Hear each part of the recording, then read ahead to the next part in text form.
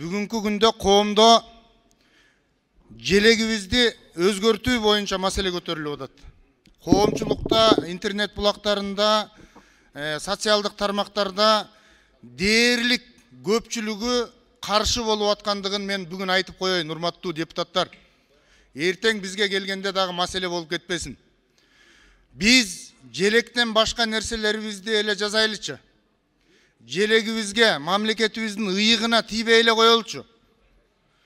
Мына бул жерде мына 30 жылдан бери Кыргыз мамлекетинин эң тамгасы болгон жакшынакай желегибиз бул күндүн нуру. Биздин ата-бабаларыбыз ошо кезде эле үстүнөн дагы караганды билиптир, космостон караганды. Азыр дрондордун заманында дагы үстүнө чыгып карай албай атабыз. Бул коломто дегенди түшүндүрөт дагы бир эмеси. Коломто, Кыргызда коломтоң өчпөсүн дейт. Коломтоңдо от жансын дейт. Бул деген оттун, жалындын, нурдун белгиси го. Эгерде биз арбайтып, тарбайтып кое турган болсок, ал лапух болуп калат. Лапух.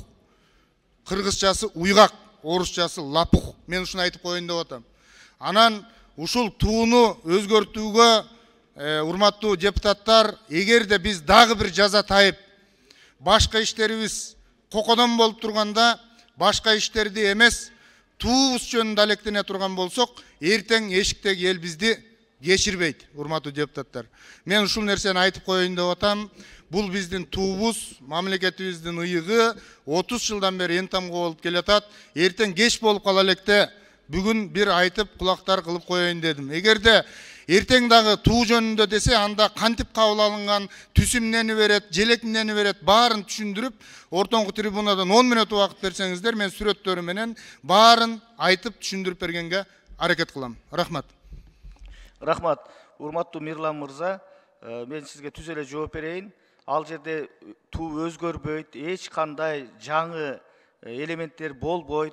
Болгону мына кече биз авторлор менен да жолуктук, туунун авторлору менен. Өздөрү дагы айтып атат, биз баштагы тууну тааныбай калдык. Мындай эмес болчу деп. Түндүктүн кандай турганын өзүңүз көрүңүз азыр. Сиз аябай жакшы билесиз мындай кыргыздын элементтерин. Таптакыр башкача. Ошону биз баштапкы калыбына түздөп алып келип коелу деген эле максат.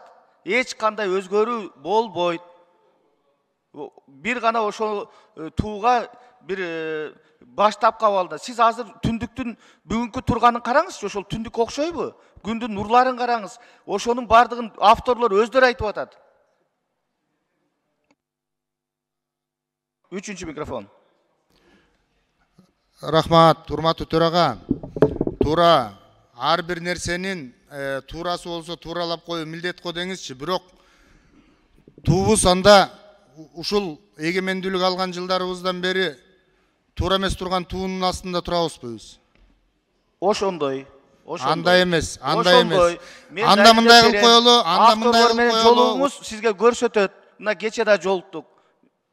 Оригиналы таптакыр башка. Койсоңор. Урматтуу төрага, мындай. Туунун авторлору дагы ким күн карама деп аткан болсо, ошолор өздөрү күн карама да. Өздөрү күн карама.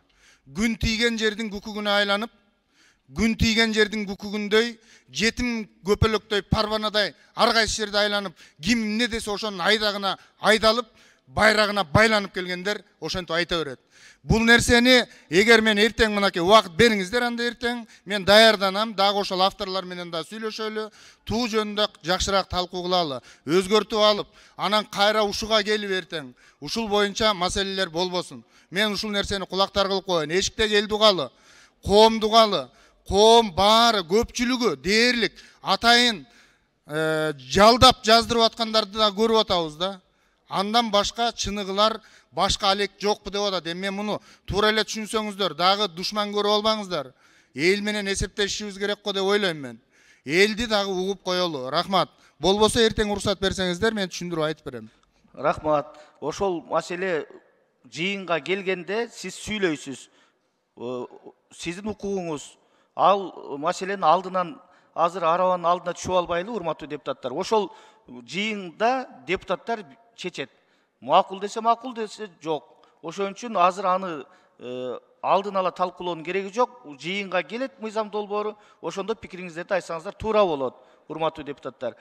Өтпөйлүбү маселеге? Турабы? Күн тартибин карабайлыбы? Экинчи микрофон. Саламатсыздарбы?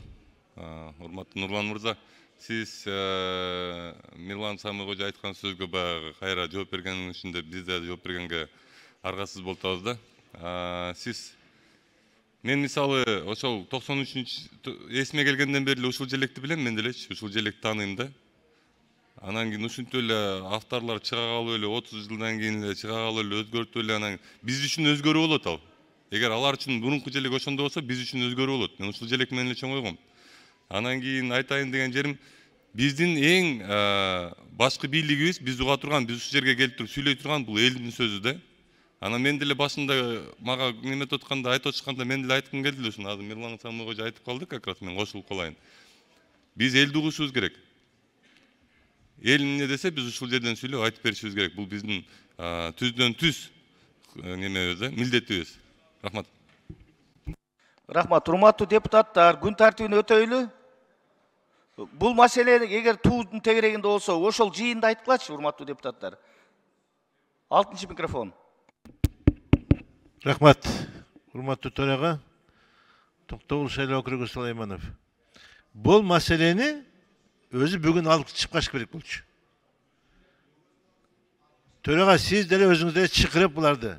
Мындай маселе жаралып атат. Мондай деген авторлар ушундай деп атат десеңиз болмок. Ушул жерде мына канча деген журналисттер карап отурат. Мунун баардыгы эле жазып анан бул минтип айтты, тиги айтты деп ишти баштасак болмок. Анан эми кечээкү балабыз келип, бүгүн мен мындай элем, мага өзгөрүп атат десем, эмне деш керек эми буга? Ошону за кулуаром можно же было обсудить? Төрага жумуш баштабайлы, жумуш эми бул тууну